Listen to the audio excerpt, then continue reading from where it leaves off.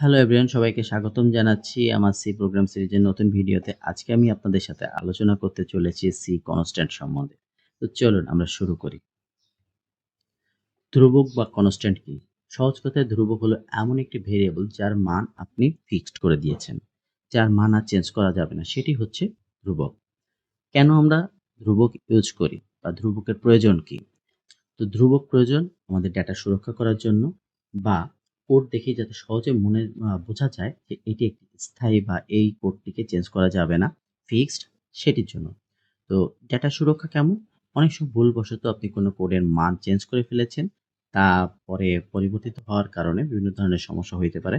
তো এই কারণে আমরা ধ্রুবকটি কনস্ট্যান্টই ইউজ করে থাকি। অন্যদিকে আমরা যদি দেখেই বুঝতে পারি যে পঠনযোগ্যতা কি? পঠনযোগ্যতা হচ্ছে আমরা যদি আমরা সহজেই কোড দেখে বুঝতে পারছি যে মানগুলো স্থায়ী বা পুরো প্রোগ্রামে একই থাকবে, সেটি জন্য আমরা আসলে ধ্রুবক ইউজ করে থাকি। কনস্ট্যান্ট কিওয়ার্ডের ব্যবহার। সি ল্যাঙ্গুয়েজে কোনো ভেরিয়েবলকে ধ্রুবক করতে কনস্ট্যান্ট কিওয়ার্ড ব্যবহার করা হয়। এটি ভেরিয়েবলকে মেইনলি রিড অনলি করে দেয়, মানে এটাকে আর এডিট করা যাবে না। একবার মান সেট করলে তা স্থায়ী হয়ে যায়। নিরাপদ কোডিং এর জন্য অত্যন্ত জরুরি।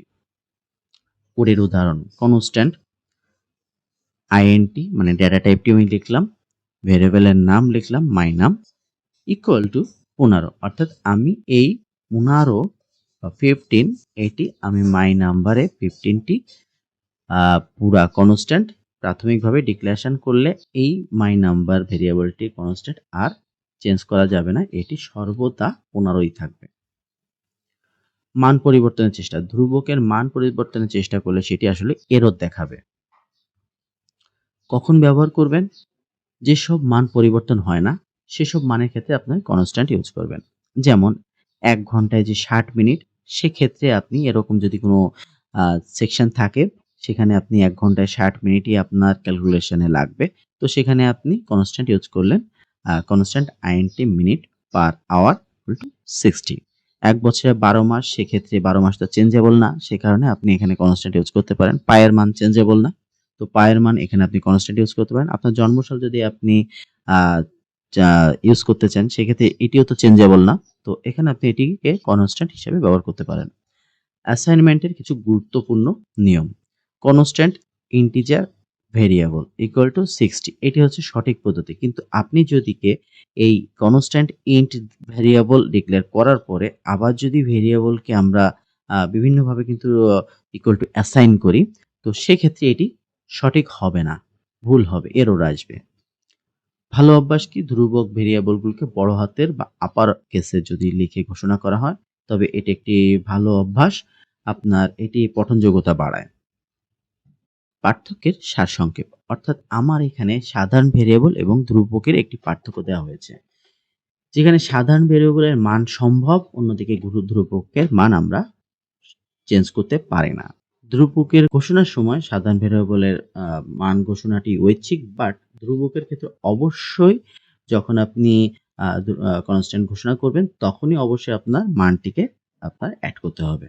নামকরণের নামকরণের পদ্ধতি: এটি ক্যামেল কেস বা স্নেক কেস। অন্যদিকে এটি আপার কেস, মানে সব বড় হাতের অক্ষরে লিখতে হবে। আর অন্যদিকে আপনি ভেরিয়েবল ছোট হাতের অক্ষর বড় হাতের অক্ষর মিশিয়ে আপনি লিখতে পারবেন। কিন্তু আপনার যখন ধ্রুবক আপনি ডিক্লেয়ার করবেন, সেক্ষেত্রে অবশ্যই এটিকে আপার কেসে লিখতে হবে। এক নজরে আজকে আমরা কি দেখলাম? আমরা দেখলাম কনস্ট্যান্ট একটি অপরিবর্তনীয় মান, বড় হাতের অক্ষরে অবশ্যই এটিকে লিখতে হবে, এবং কনস্ট্যান্ট কিওয়ার্ডের ব্যবহার। তো ধন্যবাদ। আজকের ভিডিও সম্বন্ধে যদি আপনাদের কোনো প্রশ্ন থেকে থাকে, তাহলে আপনার প্রশ্নটি করুন আমার ভিডিওর কমেন্ট বক্সে। এতক্ষণ সাথে থাকার জন্য অসংখ্য ধন্যবাদ।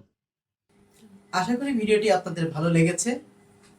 ভিডিও সম্বন্ধে কোনো প্রশ্ন থাকলে আপনার প্রশ্নটি করুন আমার ভিডিওর কমেন্টস বক্সে। আমি চেষ্টা করব আপনাদের সকল কমেন্টসে রিপ্লাই দেওয়ার। এরকম ভিডিও আরো পেতে সাবস্ক্রাইব করুন আমার ইউটিউব চ্যানেলকে এবং পাশে থাকা বেল আইকনকে প্রেস করতে ভুলবেন না পরবর্তী ভিডিওগুলি পাওয়ার জন্য। আর আপনি যদি ফেসবুক ইউজার হয়ে থাকেন, তাহলে পেজটিকে ফলো করে আমার পাশে থাকুন। ধন্যবাদ।